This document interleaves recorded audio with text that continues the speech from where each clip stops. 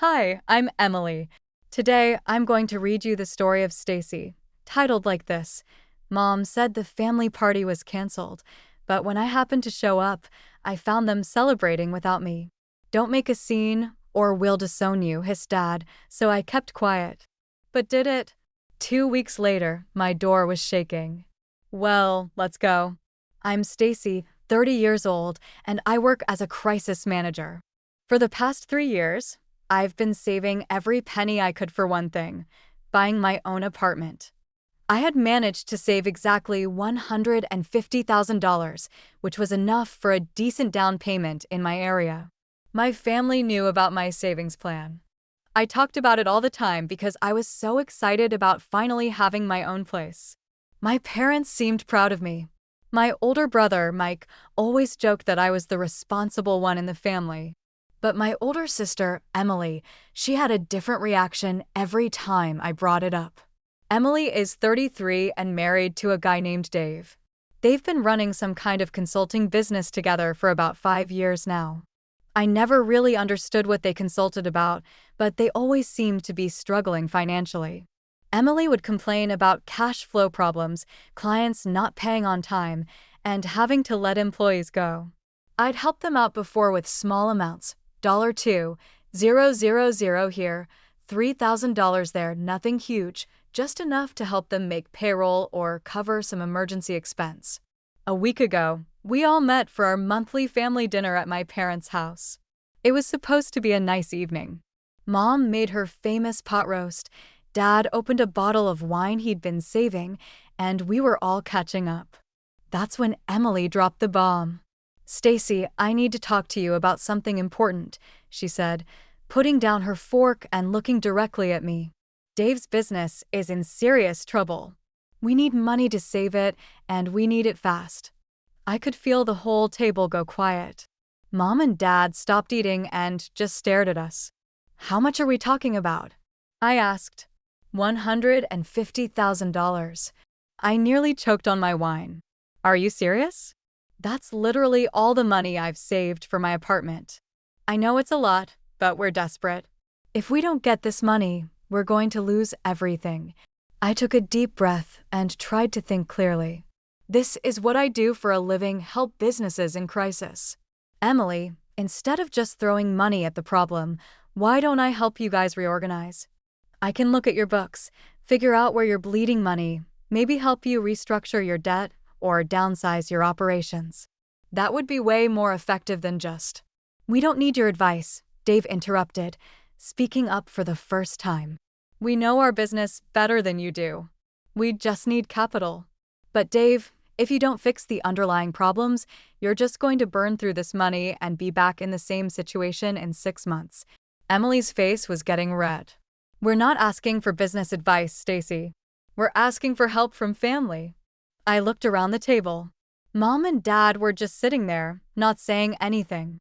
Mike was staring at his plate like he wanted to disappear. "Emily, I can't give you all my savings. That money represents 3 years of sacrifice. I've been eating ramen noodles and skipping vacations to save that money." Dave leaned forward. "What if you took out a loan for us? Your credit is good, right? The bank won't give us anything because of our current situation." I couldn't believe what I was hearing. "You want me to go into debt for your business? A business that you just admitted is failing." "It's not failing. It just needs help," Emily said. "Then take my help. Let me look at your finances and create a recovery plan." "We don't want your recovery plan. We want your money." The conversation was going in circles. I could see Mom and Dad exchanging looks across the table, and I knew they were going to get involved any second. "Staci," Dad finally said, "maybe you should consider helping your sister out." "Dad, I offered to help." "They don't want that kind of help." Emily threw her napkin down on the table. "Fine, I guess we know where we stand."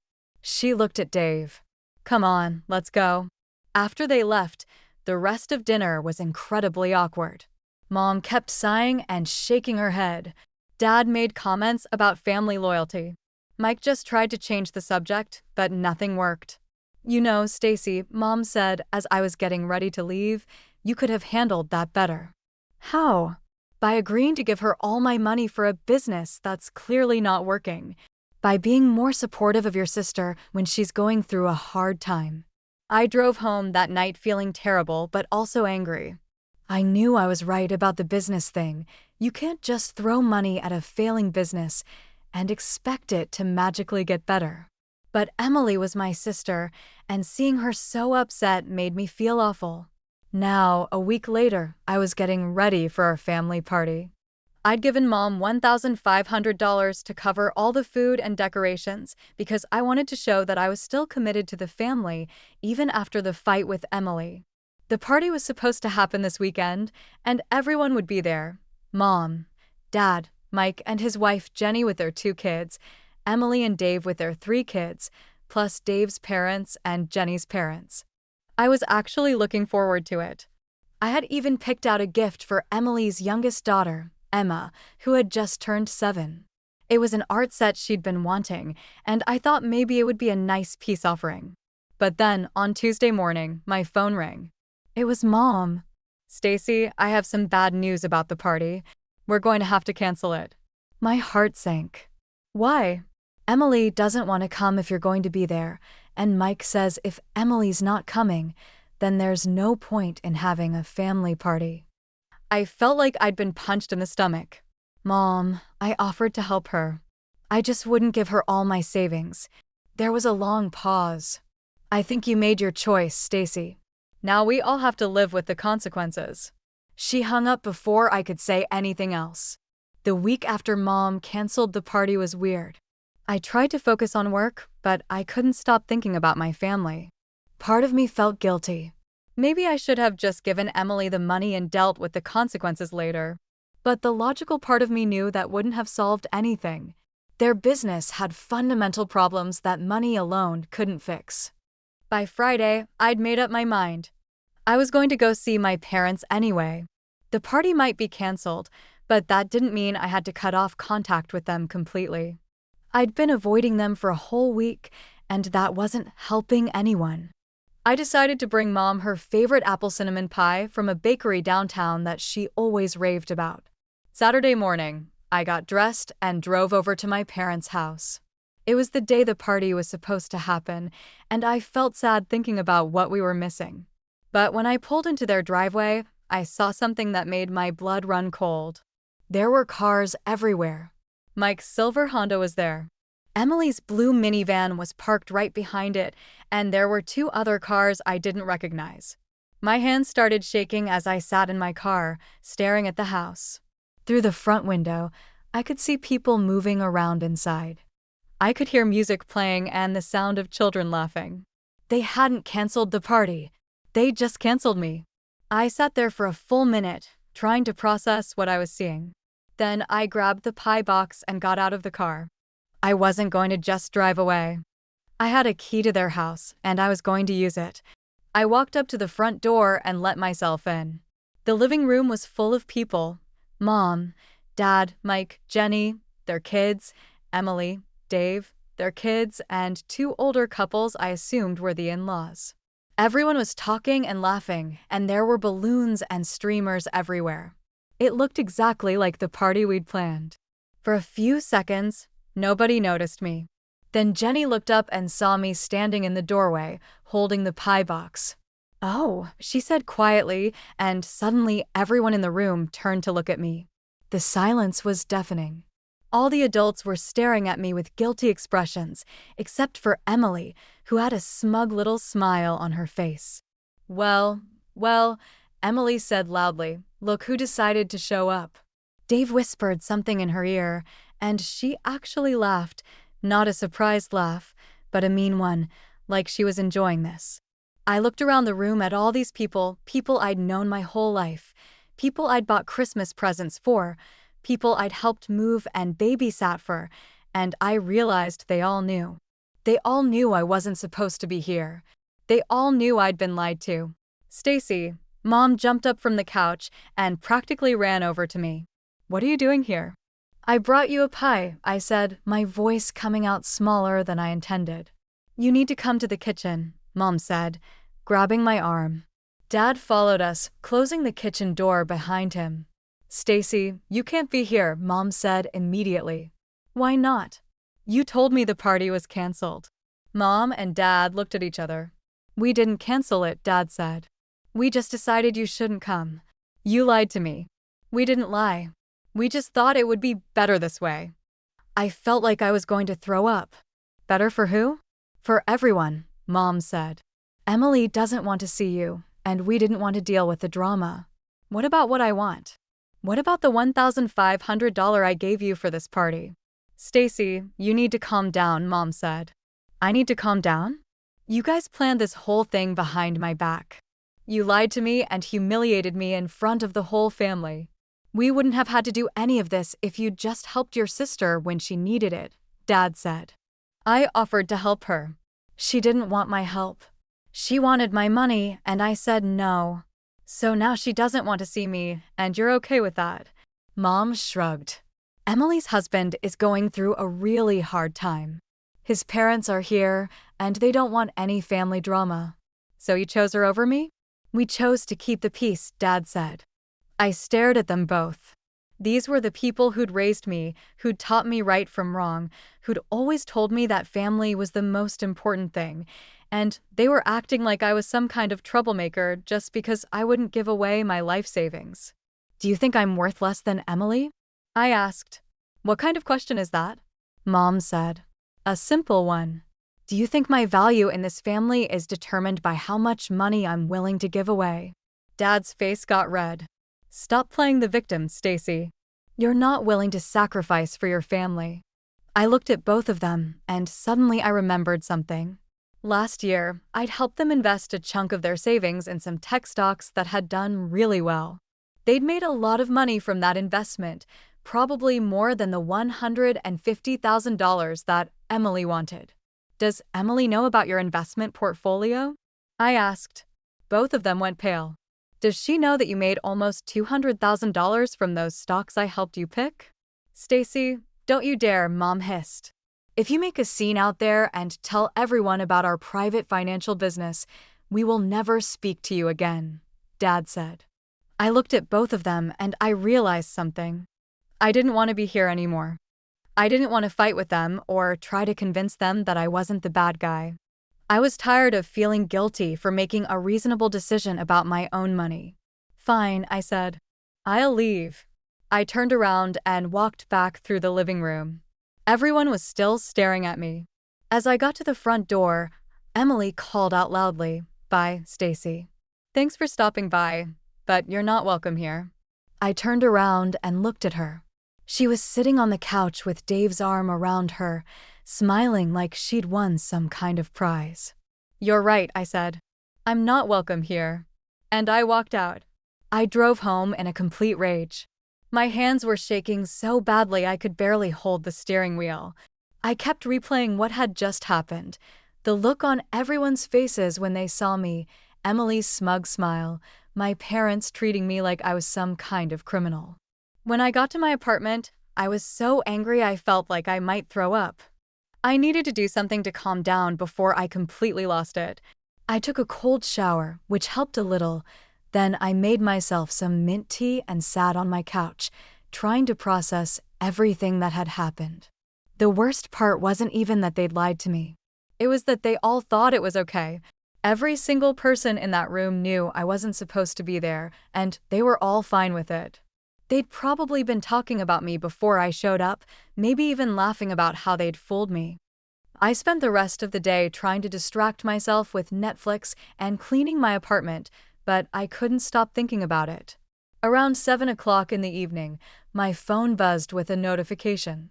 Emily had posted something on Facebook. I probably shouldn't have looked, but I couldn't help myself. She'd posted a photo from the party, everyone gathered around the dining room table, smiling and laughing. The caption read, "Only worthy and beloved people deserve an invitation." So grateful for my amazing family. I stared at that post for a full minute. She was publicly calling me out. She was telling everyone on her friends list that I wasn't worthy or beloved. The comments started coming in almost immediately. "Where's Staci?" asked our cousin Michelle. Looks like someone's missing from the family photo, wrote Jenny's sister. Is Staci okay? I don't see her in any of the pictures, commented one of Emily's friends. And then Emily responded, we've decided that recent behavior from certain family members has been unworthy, so we've chosen to distance ourselves temporarily. I couldn't believe it. She was airing our private family business on social media, making me look like some kind of terrible person who'd done something so bad that the whole family had to cut me off. But what made me absolutely furious was seeing that Mom and Dad had both liked her comment. They'd actually clicked the little thumbs up button on a post that was publicly humiliating me. That's when I snapped. I opened up Messenger and sent Emily a message. If you need money so badly, maybe you should ask Mom and Dad instead of me. Did you know they have almost $200,000 sitting in their investment account? Money that I helped them make, by the way. I hit send before I could change my mind. I watched the message go from sent to delivered to read almost immediately. Then I waited.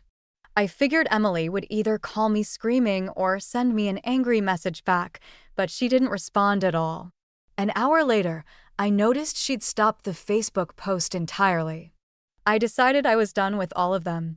If they wanted to play games, take sides, and make me the villain, fine. But I wasn't going to keep trying to fix things or prove that I was a good person.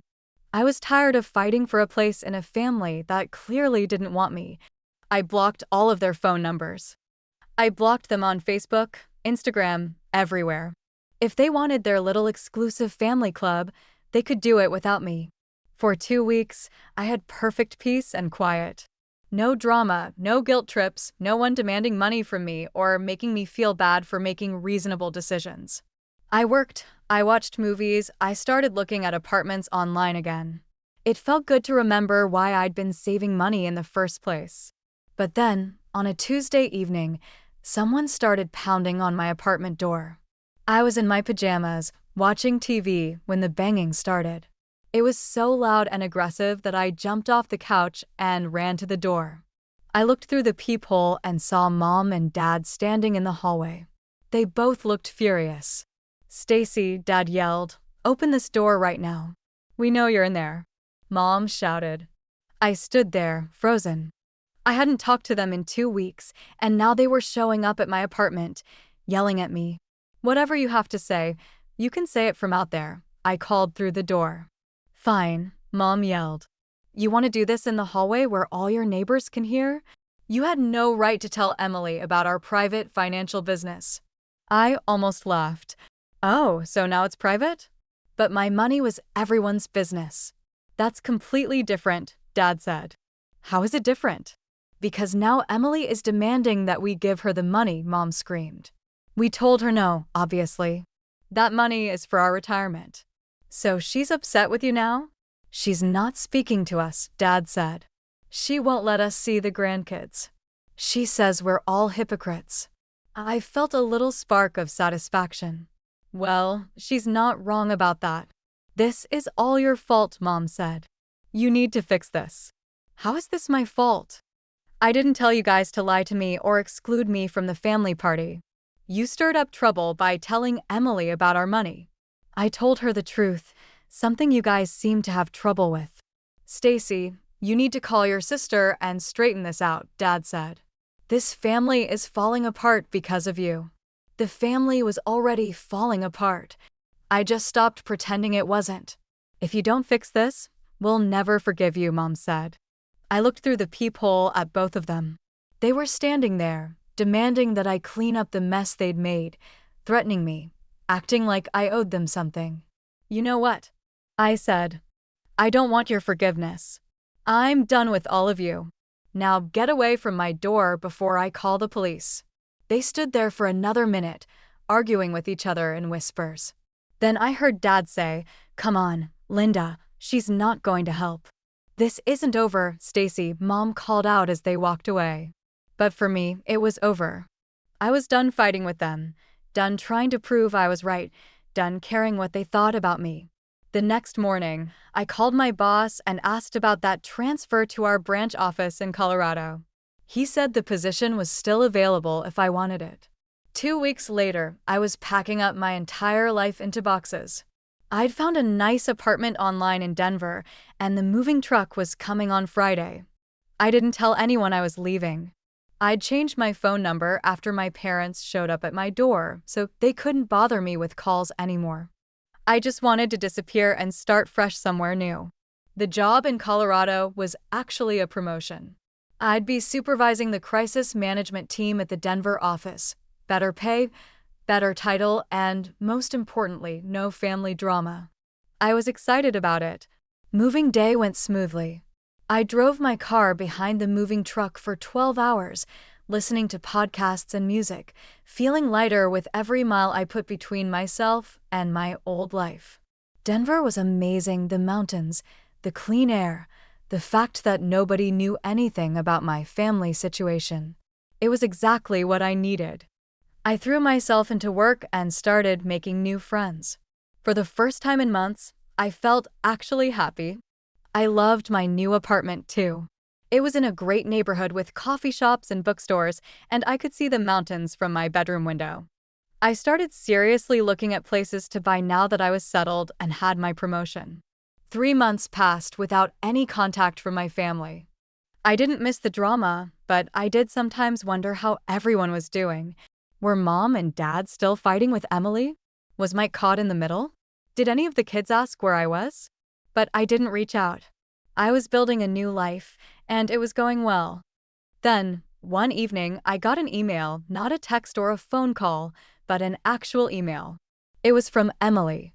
I stared at it for a long time before opening it. Part of me wanted to just delete it, but curiosity got the better of me. Dear Staci, it started. I hope you're doing okay. I know we haven't spoken in months, and I know a lot of awful things were said and done. I want to apologize for my part in it. I kept reading. You were right about our business. After everything that happened with Mom and Dad, Dave and I finally sat down and looked at our finances honestly. We were spending way too much money on things we didn't need, and we had employees we couldn't afford. I did exactly what you suggested. We cut costs, let some people go, and restructured our debt. It was hard, but the business is actually growing now. That surprised me. I'd figured they would just keep doing the same things until they went bankrupt. I also want you to know that it was Mom and Dad who told me to ask you for the money. They said you had plenty and that you should help family. I didn't know about their bank account until you told me. When I confronted them about it, I admitted I didn't know about their business and that their money was different from yours. They threw me under the bus and then acted surprised when it backfired on them. Mike is still talking to Mom and Dad, but he's not speaking to me either. He thinks I caused all the trouble by asking for money in the first place. So right now, our whole family's split up into different groups and nobody's talking to anybody. I know I hurt you badly, and I'm deeply aware that I don't deserve forgiveness. But I wanted you to know that I'm truly sorry and that I now understand why you said no. I read the email 3 times before closing my laptop. I thought about it for days. Part of me wanted to respond immediately and try to mend things. Emily was my sister, and I did miss her and her kids. But another part of me wasn't ready to trust her again. What if this was just another manipulation? Finally, I decided to write back, but I kept it brief. I got your email, Emily. I'm glad your business is doing better. I moved to Colorado for work, and I'm not ready to see anyone from the family yet, but I appreciate your apology. She replied the same day. I completely understand. Take all the time you need. I'll be here. That was 6 months ago. Since then, Emily has been sending me updates about her kids every few weeks, along with birthday or holiday wishes, always including pictures. She never asks for anything or tries to guilt me into visiting. I haven't responded to most of her emails, but I read them all one by one. I sent her a photo of my new apartment when I bought it 3 months ago, and she wrote back, saying she was proud of me for achieving my goal. I don't know if I'll ever be ready to reconnect with my family again. Maybe someday I'll visit Emily and meet her kids as their aunt instead of just a distant relative sending Christmas cards. Maybe Mike and I will talk again, though I'm still upset with him for choosing sides instead of staying neutral. As for my parents, I'm not sure if I'll ever forgive them. They lied to me, excluded me, and then blamed me when their plan backfired. For now, I'm content with my quiet life in Denver. I have good friends, work I love, and my own place. I don't have to worry about family drama, people demanding money, or being made to feel guilty for making sensible choices.